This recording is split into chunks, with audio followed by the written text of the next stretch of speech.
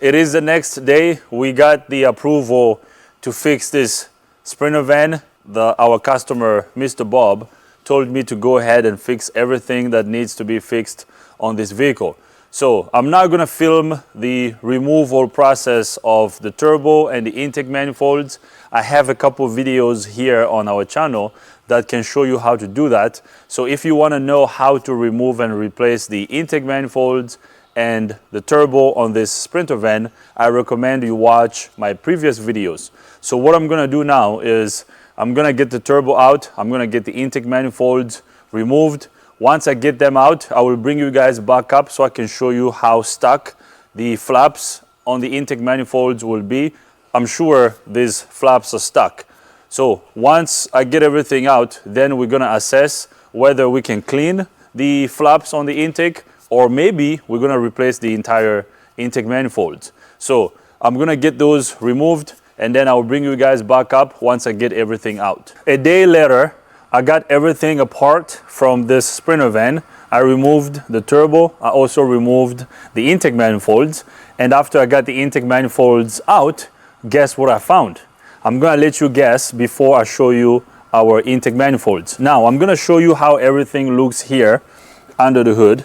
So this is our engine. So over here, as you can see, we have a lot of carbon in these orifices over here.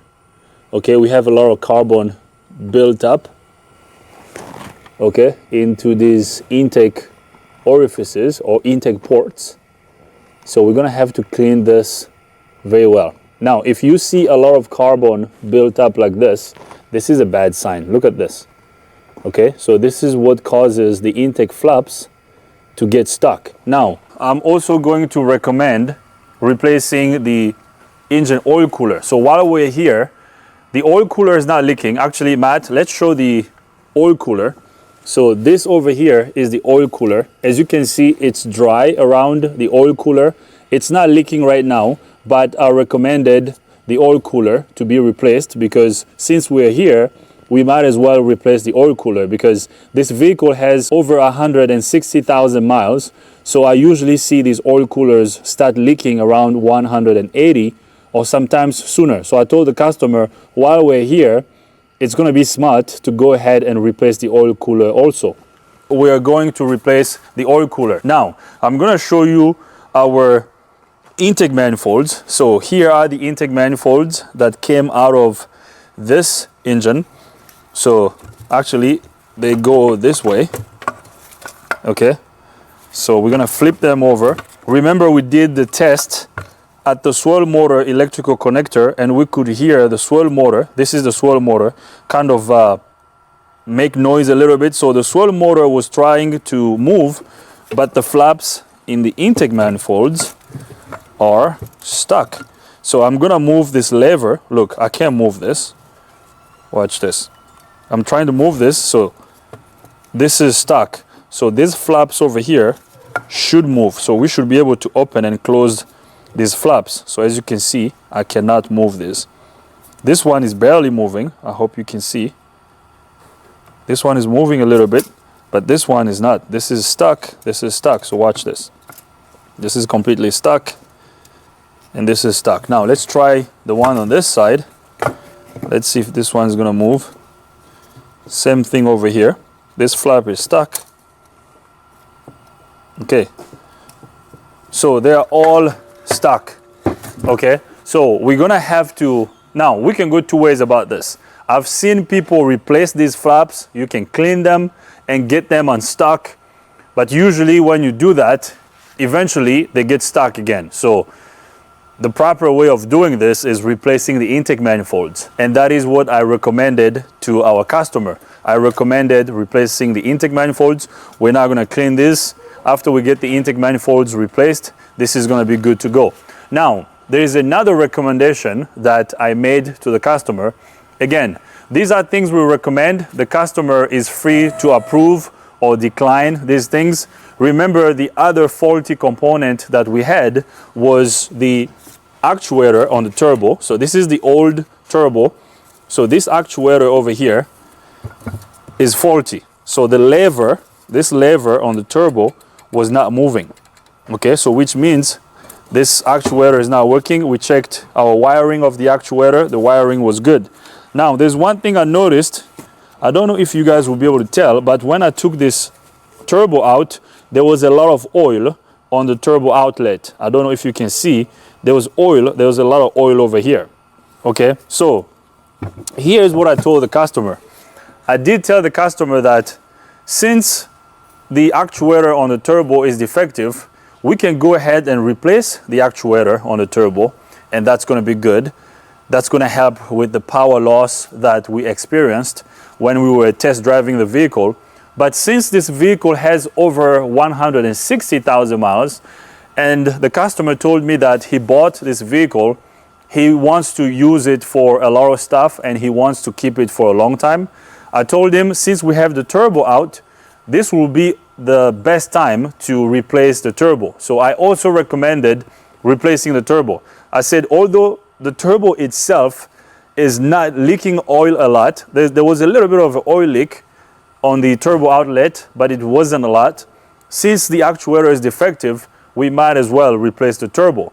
I told the customer we may do it now or we may do it later, because, you know, since this vehicle has a lot of miles, it's just a matter of time. You know, in a little bit, this turbo will most likely go bad. The customer said, give me the estimate. I mean, if it makes sense to do it now while everything is out, I prefer to do it. So we're gonna go ahead and replace the turbo also. So now I am going to show you the new components that we got. So we got everything from the dealer. We got OEM parts. So this first box over here, this is the intake manifold. So Matt, if you can show everyone this part number. Okay, so this is one of the intake manifolds. So I'm gonna go ahead and open this box.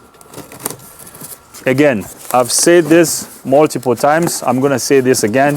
When it comes to Sprinter vans, I always recommend my customers to install OEM parts, and I always like to install OEM parts. So it looks like this is the intake manifold for the passenger side. So let me get this box out of the way. Now, the good thing about this is that this one comes with a new swirl motor. Ooh, look how nice this. Ooh, shiny. Now, look at the flaps on this one. So I'm going to try to turn this. Can you tell the difference, cameraman Matt? You see how we can open and close these flaps?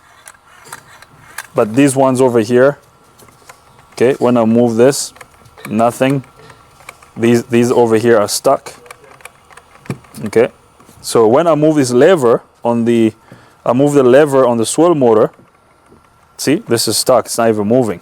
But when we do the same thing over here, watch, our flaps open and close. Okay, so we're gonna install this one, and then I'm gonna show you the other one. So this is the passenger side intake manifold. This is the part number. Okay, so let's get this out of the box.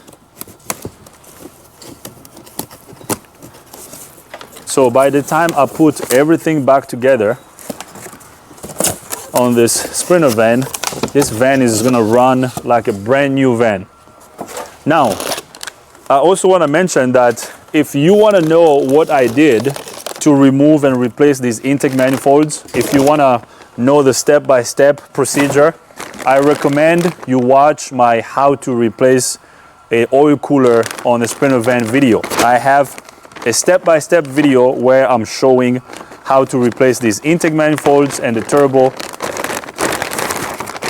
you know, as a step-by-step. So this is the other intake manifold. So I'm going to do the same thing. Watch this. Flaps, our flaps are not stuck. Okay, nice and shiny. Okay, so we got our intake manifolds here. So now I'm going to show you the turbo. So this is the turbo.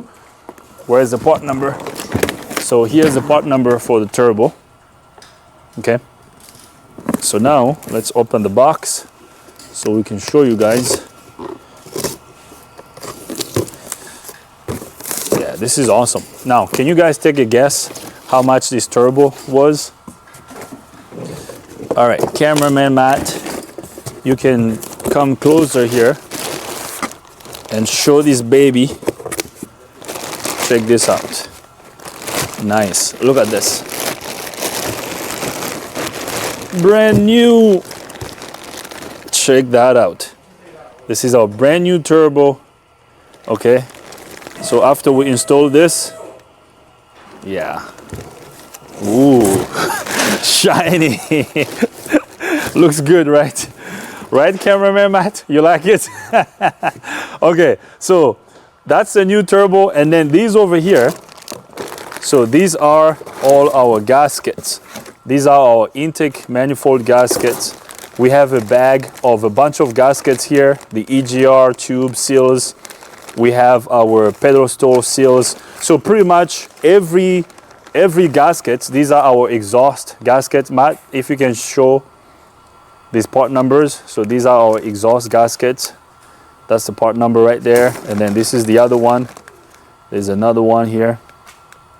Okay, and then I'll show you the bolts. So when we do this job, so we replaced all the bolts. So these are the bolts, okay, all the exhaust bolts, pedestal bolts. So all the bolts for the turbo, gaskets, everything, O-ring, all the stuff will be replaced, and we are installing OEM parts. Okay, so now I'm going to show you, there's one more thing I want to show you. I want to show you the oil cooler, because the customer also approved our estimate to replace the oil cooler. I have the oil cooler seals over here. Matt, if you can show this. These, you see these purple seals? These are the seals for the oil cooler. And then I'm gonna open the box for the oil cooler. So this is the part number here. Okay, Mercedes-Benz OEM parts. This is how I like it. I love it. So here is our brand new oil cooler. So right there. Okay, this is what we're gonna install. Let me see if I can get it out of the bag for you guys. So here's our brand new oil cooler. Okay, perfect. So you guys saw all the parts that we have. I'm going to install these parts off camera. Now, if you want to know how I'm going to do that, the step-by-step video is here on our channel. Go to our Sprinter playlist. I'm going to say this once again. I'm going to sound like a broken record. I know you guys say you tend to repeat yourself all the time. So don't leave me the comment in the comment section saying that you didn't show us the process. Okay? I've made a lot of these videos, so maybe in the future I might make another one, but right now I'm not gonna film another of these videos because I have, I think, 1 or 2 already on the channel. So if you wanna know how we're gonna go about this, go watch that video, okay? So right now I'm going to put everything back together. Once I put everything back together, we're gonna bring you guys back up so we can take this vehicle on a test drive. I'm sure after we get the oil cooler, the intake manifolds, and the turbo replaced, this vehicle is gonna run like a brand new vehicle. I can guarantee that. So I'm gonna put everything back together and then I'll bring you guys back up. All right, guys, so a couple of days later, I think it's been 3 days, this Sprinter van is fixed. I'm gonna show you all the components that we have installed. We showed you the component that we bought last time. So I have my light here, although Matt is making fun of me. Cameraman Matt is here with us. He's making fun of me. He's like, we're filming this outside. Why do you have a light? Well, I want to remove the air filter box so I can show you all the components, all the new components.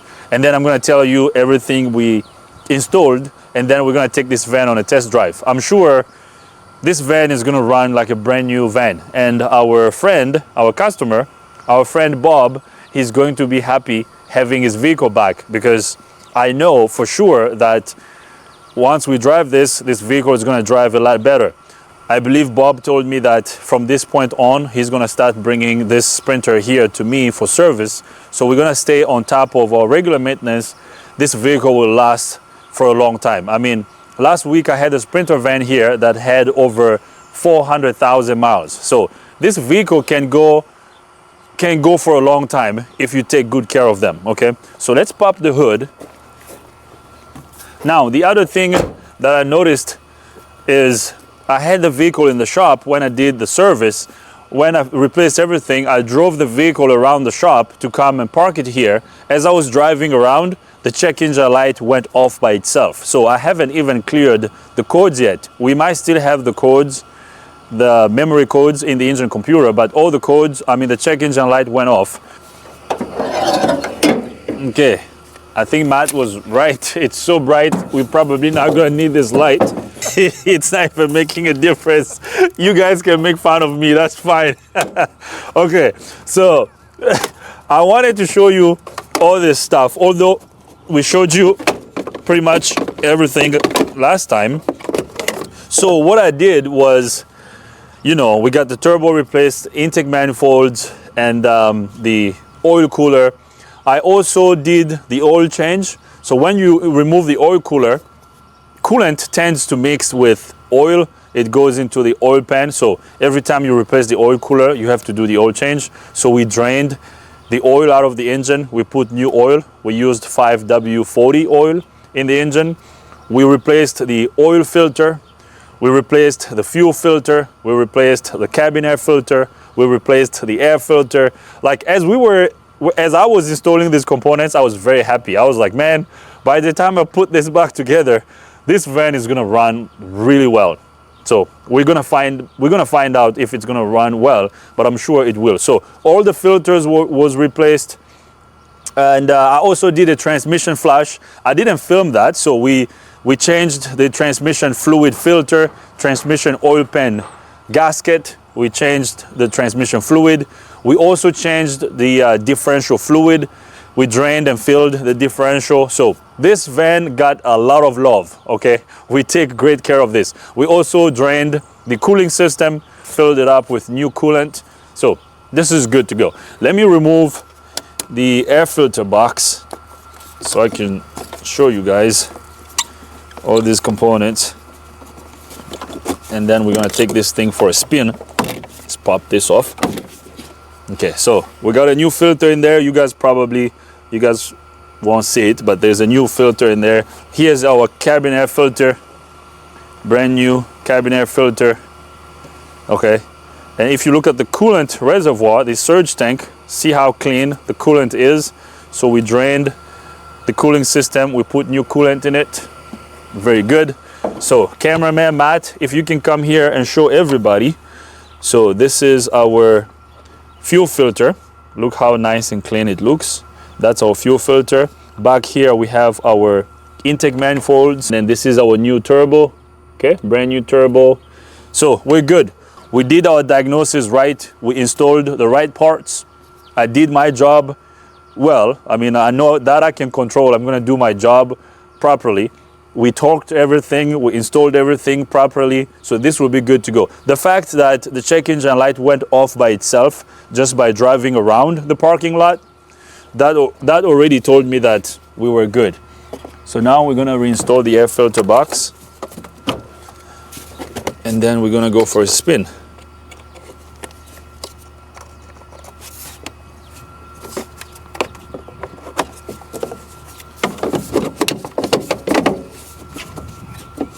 So we got that.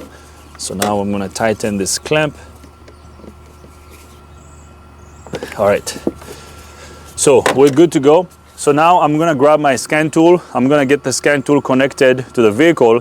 While we're driving, I'm going to have my boost data PIDs on the scan tool so you guys can see it. If I remember correctly, last time before we did the testing, our maximum boost that we built when we were driving down the road was about 1 psi, and this van was barely going up to 40 miles an hour when we were driving. So if we made the right call, if we did everything right when we drive this vehicle should have a lot of power, and our boost pressure should go really high when we're driving down the road. So let's go in the vehicle. All right, so we are back. We are in the van. I'm gonna turn the key on. Actually, I'm gonna start the engine first. We're gonna show you how the check engine light is now off. So right there, as you can hear, the engine is running. Check engine light is off. No lights on the dash. So we're good to go. This is fixed, guys. Now let's take it for a spin. All right, so before we go on a test drive, let me turn off the engine. Let me turn the key on. Let's see if we have any codes. We might have memory codes. Mercedes, this is a 2018. We might have memory codes from last time. And also the other thing I did off camera was the tires in the back didn't have enough air, so I had to put air in the tires. So I checked the air around all the tires. And then actually after that, as I was pulling out of the shop, the tire light went off on the dash. So that's good. So right there, the scan tool has identified the vehicle. Let's do a code scan to see. Okay, we still have a bunch of codes in the engine computer. These are basically memory codes. Like I said, I told you guys, I did not clear the check engine light. It went off by itself. So we still have these codes. So for these codes to go away, we have to drive the vehicle for a certain amount of time for all these codes to clear. So we're gonna use the scan tool to clear these codes. And these are the codes we had last time. So we're gonna clear these codes and then we'll go on a test drive.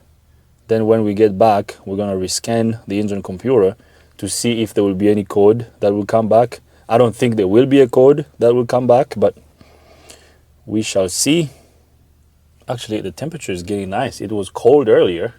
Now it's all of a sudden it's warm. Okay, we have one code on the generic side, P200A. Okay, so let's clear all these codes. Let's back out and clear all these codes out of all the control units on the vehicle. All the codes have been cleared. Now we're gonna go into the engine computer. Actually, let me do another code scan to see if those codes will go back. Remember before, when we were clearing all the codes, the code about the swirl motor kept coming back. So right now it's gone. Right now we have 0 codes in the engine computer, 0 codes in the transmission control unit. So that's good. This over here tells me, once again, reconfirms to me that we're good to go. At this point, I'm just checking, double checking myself before we deliver this vehicle to the customer. There's one more thing we have to do though. The customer asks me to do the state inspection. So we have to do the state inspection before he comes and picks it up. Pretty much no codes in all these control units. That is good. So now we're gonna go into the engine computer. We're gonna go to, let's see, no codes, so that's good. Let's go to data. We're gonna go to check boost pressure control. And then we're gonna graph our boost pressure data PID. Nice, okay. So now I'm gonna start the engine. Oh, battery is dead. We might have to change this battery because I feel like when we keep the key long enough, the battery dies. And this vehicle was sitting for a while, so I might have to, I might have to tell Bob that we're gonna change this battery. Yeah, so anyways, let me put the scan tool over here. I'm gonna go get my battery jumper. So Bob, I'm pretty sure Bob will watch this video. So Bob, we're gonna have to change your battery, you know. I don't think you have a problem with the charging system. The charging system is fine, but the battery is getting weak because I've jumped it a couple of times. We're gonna have to change this battery. Actually, Matt, I'm gonna tell you what Bob said. Bob texted me when we did the first part of the video, so the diagnosis part. He said, Dio, I just watched the video. You and Matt did a good job. So, cameraman Matt, Bob said you did a good job.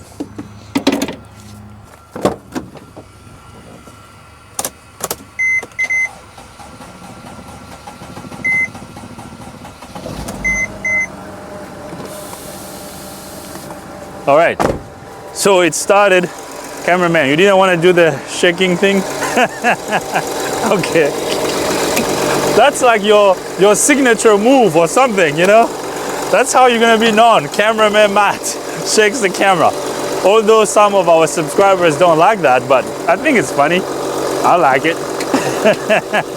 Cameraman Matt.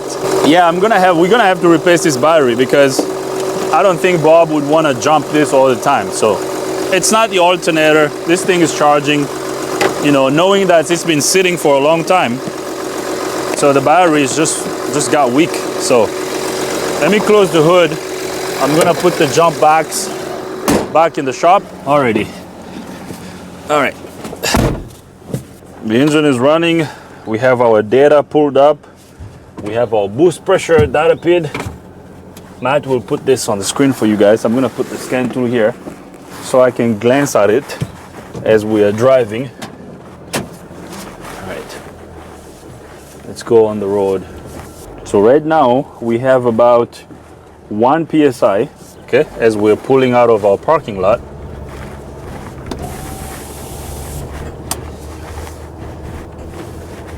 Okay, our boost data pid is increasing. No lights on the dash. This is good. So my friend Bob, from this point on, as long as you stay on top of the regular maintenance, this van is gonna last a long time. I like how this engine runs. Perfect. So our boost pressure is already increasing.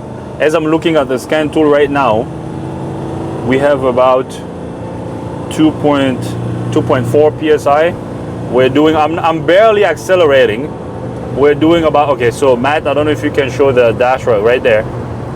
So check that out. We're doing about 55 miles an hour right now. So we're going up to 60. I'm barely stepping on the accelerator pedal. I don't know if you will see. It's dark down there. You can't see, it's dark. I should have brought my flashlight, but ooh, this thing's got a lot of power now. Check this out. Yeah, this is fixed. I knew it. This was gonna happen. I mean, based on the parts that we installed and the diagnosis that we did, yeah, this is the result that I was expecting. Okay, so let me see if I can get all the way up to 70 miles an hour. Matt, can you bring your, yeah, right there. We're doing 70 miles an hour right now. I gotta be careful. Oops. And we're going up the hill. Remember when we got up here last time, we couldn't even go up to 40 miles an hour. So we're climbing this little hill at 70 miles an hour. Oh, sorry, cameraman Matt. I almost got cameraman Matt. Like, he almost hit the windshield, man. Sorry, because I was, you know, these are the things we do for you guys. Like, I had to really give it the beans so you guys can see how much power this Sprinter now has.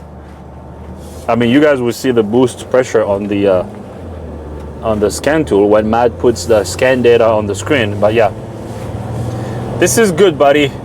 We did a good job. We're gonna have another happy customer. Cameraman Matt, what do you think? You think it's fixed? I mean, good. Cameraman Matt thinks it's fixed, so we're good to go. I mean, the way the van is driving right now compared to how it was driving last time, it's like day and night. This is good. This is good to go. Yeah, our friend Bob is gonna be happy. They had to tow this car, like, I think it was 4 hours away. It was somewhere in PA. They towed it from 4 hours away to bring it to our shop. So this was interesting. Actually, speaking of, I'm gonna tell you guys a quick story. Now that we're driving, this story time. Okay, so this van is good. I mean, we're already good with this. I'm just gonna drive up the hill here, and then I'll turn around and drive back to the shop, and then we're gonna wrap up this video. Now, as we are driving this, I'm gonna tell you guys a story.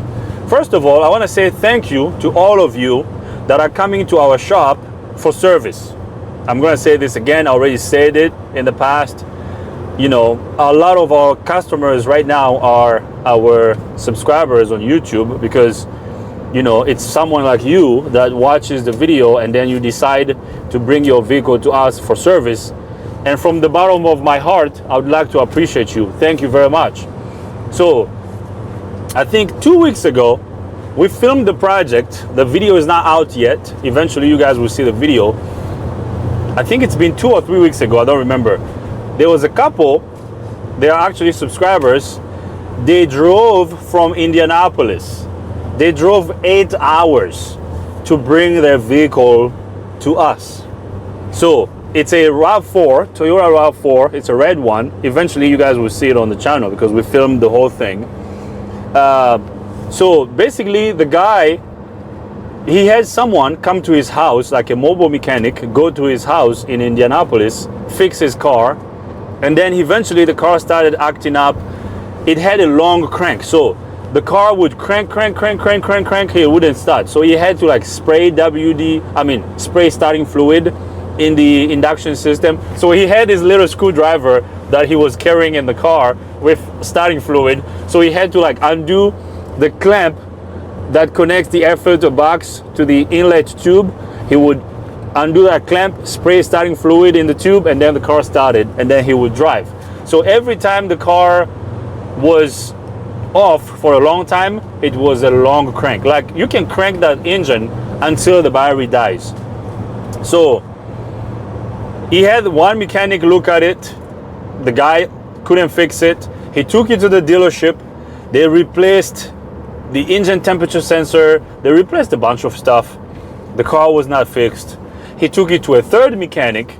That mechanic also looked at it. It was not fixed. And then he started, you know, watching YouTube videos, and then he came across one of my videos and he was like, man, I think this guy can fix my car. So he reached out to me and he said, Dio, I like watching your videos. Can I set up an appointment? I said, sure. You know, we set up an appointment, and then he said, I'm coming from Indianapolis. I was like, wow, that's far. I asked him, I said, how far are you from our shop? Because he Googled us. He found our shop on Google. He found the phone number, the address. He looked it up and he told me we were 8 hours away from his house. I was like, wow, that's far. Do you want to drive that far?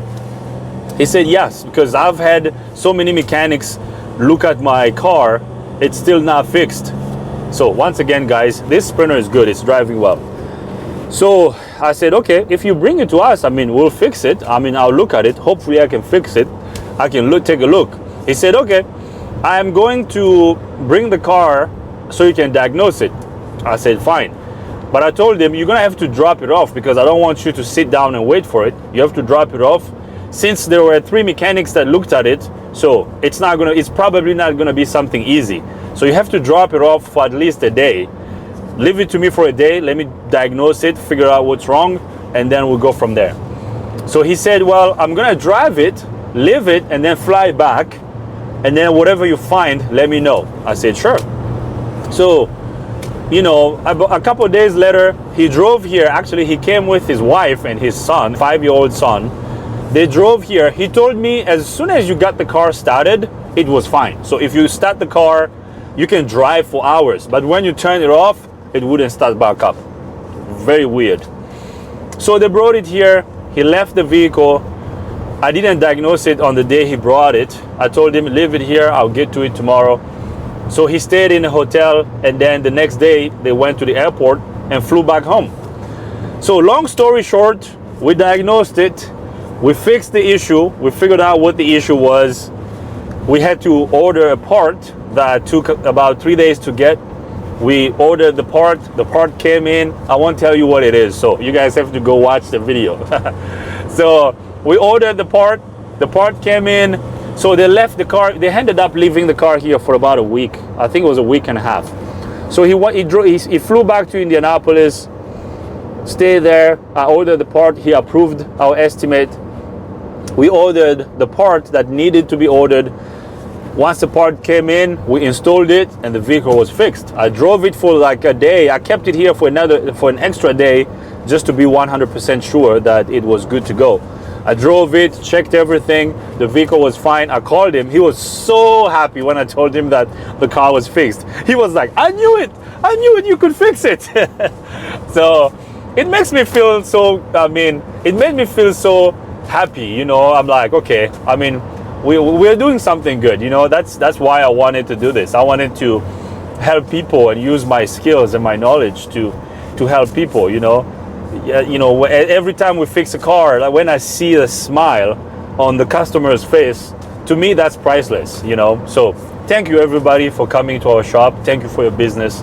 So anyways, he picked up his car, he came with his wife, they were so happy, you know, they came and hugged me, you know, we took some pictures. Oh, it was so awesome. So we filmed the whole project. So hopefully, you know, I don't know when that project is going to come out. Eventually you guys will see it. So we fixed it, and he picks up his vehicle. He said, even if I'm 8 hours away, I just want to keep bringing my cars to you. I was like, man, come on, you're far away, you're 8 hours, you're gonna bring your car here for like breaks or stuff? He's like, man, I just want to bring my cars to you. I'm just done with the dealership, I'm done with the other mechanics, you know. And then he said, you should open a shop in Indianapolis. Why don't you have a shop in my area? I'll come to your shop all the time. I said, well, I don't know, maybe in the future we're gonna have, you know, multiple locations, but right now we are here in Frederick. Let's take care of the people in Frederick first, and then hopefully in the future we might branch off into multiple cities. What do you think of that, Matt? Think it's a good idea? We should around. Okay. That's gonna be a lot of responsibility and a lot to like take, but yeah, I think we can do it. All right, so that's that. I mean, I'm very excited about that video because it's gonna be a good one. Yeah, it took me a while to figure out what was wrong. We did, and we've actually, I filmed it with cameraman Dom. We filmed the whole thing. I told Dom, we're not gonna cut anything. We're gonna leave everything. Like, it's gonna be a long video. We might have to break it down into 4 or 5 different videos. It's long. I had to do the test. I have to check, double check, because, you know. So we basically had to unscrew the screw ups, you know. So yeah, it's exciting. It was exciting to fix that car for that guy. You know, 8 hours. You know, we usually get customers that come from New York, New Jersey. People mostly drive like 4 hours, 5 hours to come to us. Not really 8 hours. So that was the first customer that came from so far. Okay, so we are back at the shop. I mean, Matt will keep the boost pressure data pid on the scan tool for you guys. This is fixed. The vehicle drives well. We're gonna park it back here, and then we're gonna wrap up this video. I would like to scan it again before we end this video. I don't think we're gonna have a code that will come back, but you never know. So let's park this over here. Yeah, so the van now has a lot of power. It drives well. Okay, we're good to go. So I'm gonna bring up our scan tool. Okay. Nice. I love it. I love it. So I'm gonna turn off the engine and turn the key on. Let's back out of here. Let's scan the engine computer for codes. Right there, no codes present. All right, we're good to go. I'm gonna start the engine again. Matt, if you can show everybody the dash. As you can see, the check engine light didn't come back on. We have no lights on the dash, so we're good to go. So now I'm gonna turn off the engine so we can wrap up this video. All right, guys, so that's it. I'm gonna leave this right over here. Our friend Bob is gonna be happy to have his vehicle back. So I'm gonna call Bob on Monday to let him know that his vehicle is fixed, and then he can pick it up sometime next week. So I hope you liked the video. Cameraman Matt, thanks for being here. If you have any comments, questions, criticism, leave them in the comment box. If you are not a subscriber to our YouTube channel, please subscribe and share this with people that you know, people that may find this helpful. Share it. I really appreciate you guys. See you next time.